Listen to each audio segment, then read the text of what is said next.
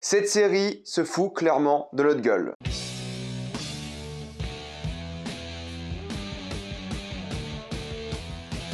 Le Seigneur des Anneaux, les Anneaux de Pouvoir, épisode 8. Contrairement à d'habitude, il n'y aura que des spoilers dans cette vidéo, donc si vous n'avez pas vu la première saison des Anneaux de Pouvoir, cette vidéo n'est pas faite pour vous. Je dis que c'est du foutage de gueule, non pas car cet épisode est mauvais, loin de là, c'est probablement le meilleur de la série, mais juste parce qu'on comprend enfin les vrais problèmes de cette série. Et je vais en parler évidemment en vidéo, mais avant j'aimerais remercier le partenaire officiel de cette vidéo, CyberGoThePen et ses 38 millions d'utilisateurs et presque 5 sur 5 sur Trustpilot. Si vous voulez voir la meilleure série de fantasy du moment, ça se passe sur HBO Max. Évidemment, avec un abonnement HBO Max Roumanie, vous avez accès à House of the Dragon en 4K HDR, chose qui n'est pas disponible sur OCS malheureusement. Et vous avez accès à des films Disney qui sont sortis il y a super longtemps sur la plateforme, comme Les Éternels, qui sont sortis que maintenant en France sur Canal+, même pas Disney+.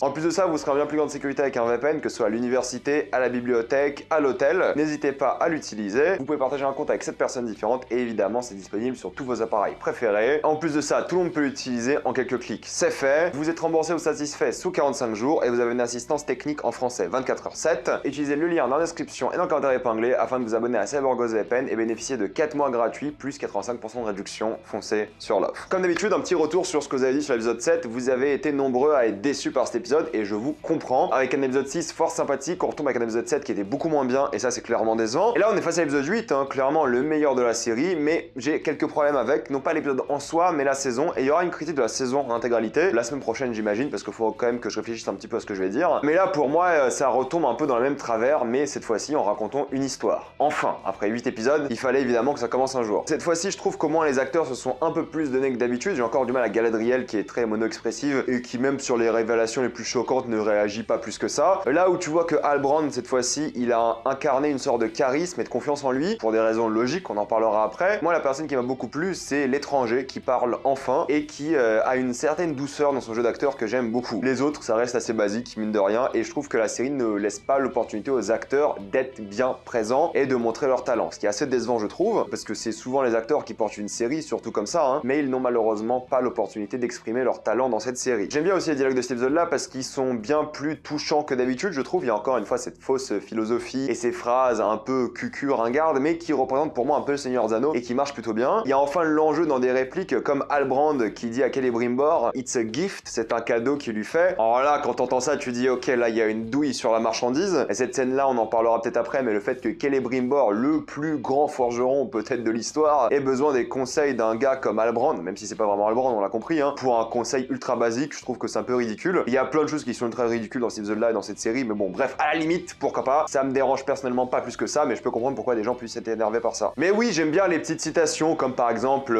évidemment l'étranger qui dit "Always follow your nose", qui est une réplique de Gandalf qui confirme en effet que c'est bel et bien Gandalf, on en parle après. Mais donc voilà, il y avait un peu d'enjeu dans la réplique et j'aimais bien. En termes d'effets spéciaux là ça a tout pété, franchement là c'est magnifique, y a rien à dire, c'est super bien foutu, les effets spéciaux sont spectaculaires, c'est digne d'un film clairement, là c'est du grand spectacle, c'est magnifique. Chaque décor pour le coup là faisait réel, t'avais l'impression que t'étais dans une forêt, puis chez les elfes, tu te sentais toujours dans un endroit qui était cohérent avec la narration, même lors des visions de Galadriel, des moments qui font faux, c'est normal parce que c'est des visions qu'elle a, enfin pas des visions mais des cauchemars disons, même là ça faisait faux mais c'était logique que ça fasse faux vu qu'elle s'imagine ça. En tout cas qu'on lui fasse imaginer ça, peu importe, mais c'est vrai que les scènes d'action étaient bien foutues visuellement, c'est clair, en tout cas d'un point de vue technique, et je trouve que la mise en scène est peut-être la meilleure de cet épisode là parce qu'elle se permet d'avoir des transitions super cool. Bah voilà, évidemment la transition sur Sauron à la fin, t'as ces plans sur le Mordor qui est magnifique, t'as ce reflet qui est génial, t'as du dynamisme dans la scène d'action, t'as la forêt qui brûle qui est superbe aussi, les scènes d'action sont plutôt bien filmées, plutôt dynamiques, y a rien à dire de ce point de vue là, il y a une vraie prestance, une vraie composition du cadre, et il y a une sorte de flow avec les personnages, les environnements, des particules qui volent autour d'eux, c'était assez bien foutu, clairement. Tu sens le vent impacter les scènes, tu sens le feu et des choses comme ça c'est plutôt cool. T'as des scènes encore une fois où t'as un personnage qui dit qu'il attend de voir le soleil et le soleil apparaît comme ça 15 secondes plus tard. Je comprends mais c'est un peu ridicule. T'as des travelling en avant qui rendent les scènes complètement dynamiques, chose que tu voyais pas du tout avant dans des précédents épisodes. T'as des mouvements de caméra où la caméra tourne autour des personnages, puis l'inverse, et elle tourne dans tous les sens. Voilà, il y a une vraie originalité dans la mise en scène durant cet épisode là, pour raconter des histoires, pour montrer un peu les relations entre les personnages. Il y a quelque chose quoi, ils ont tenté des trucs, il y a un bon montage, enfin voilà, c'est bien réalisé je trouve cette fois-ci. La manière dont ils forgent les anneaux à la fin, c'est super cool aussi. C'est un long processus et c'est stylé, mais alors là, ça faut qu'on en parle. Je trouve qu'on est comme sur un épisode qui a un énorme foutage de gueule parce qu'il se passe plus de choses dans cet épisode-là que dans les 7 épisodes précédents. On a passé tellement de temps à Numenor, on a passé tellement de temps dans le Southlands, on a passé tellement de temps dans la Moria à Khazad-dûm, on a passé tellement de temps dans cette série dans plein d'endroits différents. Tout ça pour que ce n'ait aucun rapport avec le final, ou quasiment aucun rapport quoi. Est-ce que Sauron a volontairement créé le Mordor ou est-ce que c'est Adar? Tu vois clairement qu'ils sont pas de mèche, on le voit dans l'épisode 6. On passe tellement de temps avec les Hobbits, tout ça pour qu'elle se casse Éléonore des Hobbits. Oui, je sais, c'est pas des Hobbits mais des Harfoot. Au début, il y avait une carte qui était super bien foutue pour montrer un peu la distance entre les régions qu'on n'a jamais revue et ça c'est d'une tristesse absolue parce que c'était vraiment un truc que j'aimais bien, qui était vraiment utile et là ils l'ont complètement zappé. Je trouve que c'est vraiment con. C'est pour cacher le fait qu'il y a des ellipses de bâtards dans la série et que les personnages voyagent hyper vite. Les anneaux qui sortent de nulle part au dernier moment en une phrase. La révélation de Sauron, alors ça faut qu'on en parle. C'est un truc, bon, ok que ce soit Halbrand, ça j'aime bien. Je trouve que l'acteur, voilà, c'est enfin imposé. Mais moi, ce qui m'énerve, c'est que est-ce que c'était nécessaire d'avoir ce mystère sur Sauron durant cette série? Est-ce que Le Seigneur des Anneaux, c'est une série à mystère? Vu comment c'était géré, ils ont fait cette série pour que des gens se fassent des théories à la con, à droite, à gauche, et pour que toutes leurs théories soient fausses et que ce soit quasiment la première théorie de tout le monde. Gandalf, depuis le début, on l'avait cramé, et Sauron, on s'est dit, qu'est-ce que ça peut être? Il y a plein de fausses pistes, mais est-ce qu'on a besoin de ça dans une série comme ça, quoi? Je trouve pas que c'était intéressant de se faire des théories sur cette série, et la manière dont sont faites les révélations sont aussi assez banales. On l'a vu la semaine dernière avec le Mordor, la révélation qui est ridicule d'un point de vue cinématographique, et là, bon, au moins, Sauron cache pas la vérité, quoi. Il est là face à Galadriel et dit, ok, c'est moi. Mais ça a zéro flow, quoi. Ça a zéro énergie, et pour une série qui s'est vraiment basée sur le mystère, que la révélation soit faite d'une manière aussi banale, surtout qu'au début, on te dit que Sauron, c'est l'étranger, et tu dis, bon, ok, la révélation est archi nulle, ça m'énerve, je voulais couper l'épisode, il y a un truc qui est louche quand même. Je trouve ça quand même louche que les femmes aient confondu Sauron et Gandalf, je trouve ça assez aberrant, mais bon, peu importe. Je suis à un stade où je me dis que tout ce que j'ai vu durant les 7 derniers épisodes ne menait pas à ce moment-là. Genre, j'ai l'impression que cet épisode 8, il est sorti nulle part. Limite, cet épisode 8, je vais dire une folie, hein, ça aurait peut-être dû être le premier épisode. J'exagère évidemment un petit peu, parce que voilà, et ça va revenir plus tard dans les saisons d'après et tout, les trucs comme le Balrog qu'on tease, Numénor, mais en vrai, est-ce que c'était nécessaire de ramener Numénor et passer genre 6 épisodes à Numénor, tout ça pour qu'ils viennent sauver 12 personnes à la fin de l'épisode 6 ou 7, quoi? Est-ce qu'ils ont bien fait de passer autant de temps à Khazad-dûm pour choper un bout de mithril, quoi? Ok, les personnages vont revenir plus tard et tout, mais je pense que c'est des histoires qui auraient pu être racontées en parallèle ou après la révélation sur Sauron, quoi. Vous serez sûrement pas d'accord avec ça, mais j'ai vraiment l'impression que cet épisode est déconnecté du reste de la série. Et c'est dommage parce que cet épisode est vachement bien. Et je trouve que c'était une erreur de la série de jouer la case du mystère. Clairement une erreur. Parce que là, tu sais que la saison 2 va être potentiellement meilleure parce qu'il y aura plus de mystère. On va se concentrer sur les voyages des personnages, sur les quêtes des personnages. Et je me dis vraiment, est-ce qu'ils auraient pas dû commencer avec ça directement? Suffit de voir les intrigues à quel point elles sont déconnectées, hein. On voit pas Durin dans cet épisode-là, ni Isildur. Je trouve que c'est clairement dommage. Ça prouve aussi que leurs intrigues, celles de Numénor et de Khazad-dûm, n'étaient pas utiles pour l'instant. Tout ce qui était intéressant dans la série, ils l'ont montré dans cet épisode-là. Les meilleurs épisodes, c'est ceux qui parlent du Mordor, c'est ceux qui parlent de Sauron directement. Tout le filler au milieu ne sert à rien. Et on le voit dans cet épisode-là, parce que cet épisode-là est vachement bien. La série commence enfin, après une saison, je trouve ça honteux personnellement. La musique est exceptionnelle, ça n'a pas changé, la chanson de fin exceptionnelle évidemment, qui récite des phrases connues des livres. Pour une fois, il y a un peu d'émotion, tu comprends un peu certains enjeux, mais en vrai, t'avais pas besoin des épisodes précédents pour comprendre les enjeux, quoi. C'est ça qui m'énerve aussi, hein. Le fait que Galadriel ne puisse pas dire la vérité, je trouve que c'est un peu ridicule aussi. En vrai, même si elle a aidé Sauron, elle devrait dire à tout le monde que c'est Sauron, clairement. Je trouve ça juste un peu triste que la reine ne puisse jamais revoir son royaume, Numénor, qui a clairement changé. L'histoire avec le chancelier qui va foutre un peu la merde, et l'histoire avec le Palantir aussi à la fin. Intrigue inintéressante au possible, et je me dis vraiment, est-ce qu'on n'aurait pas dû introduire Numénor dans la prochaine saison, quoi? Parce que Numénor n'a pour l'instant servi à rien. Et on a passé la majorité du temps de la série à Numénor. Au moins, Elendil a un petit moment touchant avec la reine, c'est déjà ça. Comme je vous l'ai dit, je trouve que le twist est assez décevant d'un point de vue visuel, mais je trouve que l'acteur qui joue Halbrand fera un bon Sauron. Je trouve qu'il a le charisme pour, et je suis assez content de ce choix de casting au final. Et j'aime bien l'idée que Sauron ait envie de avoir Galadriel en tant que sa reine, parce qu'il y avait une romance dès le début avec ce personnage. Le fait qu'Éléonore arrive à plus ou moins faire face avec ses compagnons Harfoot aux sorcières, enfin aux sorcières, aux méchantes, ne me dérange pas personnellement, moi, parce qu'on l'a toujours vu dans les contenus de la Terre du Milieu, les hobbits sont comme des créatures qui ont les ressources et surtout ont une volonté. Et c'est ça qui a toujours été récompensé dans la Terre du Milieu, c'est la volonté de réussir et de faire du bien. Après, Gandalf qui sort une fameuse phrase « I'm good » pour le gros twist, c'est nul, c'est trop nul quoi. I'm good, putain, oh wesh, les scénaristes, c'est pas possible. Au moins ça explique son affection pour les hobbits, c'est déjà ça. Et je suis content qu'ils partent enfin à l'aventure, qu'ils fassent quelque chose d'utile et qu'ils emmènent Éléonore. Je pense que leur relation va être cool. Pas non plus de Adar dans cet épisode-là, je sais même pas ce qu'il fout. Qu'est-ce qu'il va faire? Il va défendre le Mordor en attendant Sauron, il y aura une guerre entre Adar et Sauron dans la prochaine saison, c'est ça? Normalement Adar il se fait déboîter en 2 secondes quoi. Qu'est-ce qui va se passer? On en a rien à foutre d'Arondir non plus. Pourquoi? Parce que son intrigue dans cette série n'a servi à rien, voilà c'est la vérité. Arondir et Bronwyn et tout le monde n'ont servi à rien, je suis désolé. Elrond en retrait aussi, tu comprends que dès qu'il y a plus d'Urin, il a plus rien à faire dans la série, c'est vraiment dommage. Pareil pour Celebrimbor, fort, hein, franchement, le faire passer pour un forgeron novice, c'est un peu moyen. Et le roi qui causait problème, au final, n'est pas du tout un frein à ce qu'ils veulent faire. Et ça, c'est ridicule. Et puis encore une fois, les anneaux qui sortent de nulle part, ça c'est honteux aussi, quoi. Pour conclure, oui, l'épisode est bien. Voilà, il n'y a rien à dire, l'épisode est cool, bien foutu. J'ai passé un très bon moment devant, je l'ai aimé. Mais je sors avec plus de frustration que de plaisir de cette saison. J'en ferai une critique à part entière encore une fois, mais quand tu vois cet épisode-là, et t'as vraiment l'impression que les intrigues d'avant ont servi à quasiment à rien, tu ne peux être que frustré. Franchement, j'ai du mal à appréhender cette série. Clairement, c'est une gigantesque déception, il n'y a rien à dire, hein, c'est vrai. Et on espère juste que la saison 2 soit mieux. Le tournage a commencé. Là, l'histoire va être beaucoup plus simple, il n'y aura plus de mystère, ça devrait être direct. Parce que pour une fois, on a un peu ressenti l'ambiance Seigneur des Anneaux, quoi. Musicalement, visuellement, dans les personnages, dans ce qu'ils se disent. Enfin, il a fallu une saison de presque fanfiction pour en arriver là, quoi. Et les gens vont dire, je les connais en commentaire, hein. Oui, mais il fallait prendre son temps et tout. Non, c'était pas nécessaire, croyez-moi. House of the Dragon, ça prend pas du tout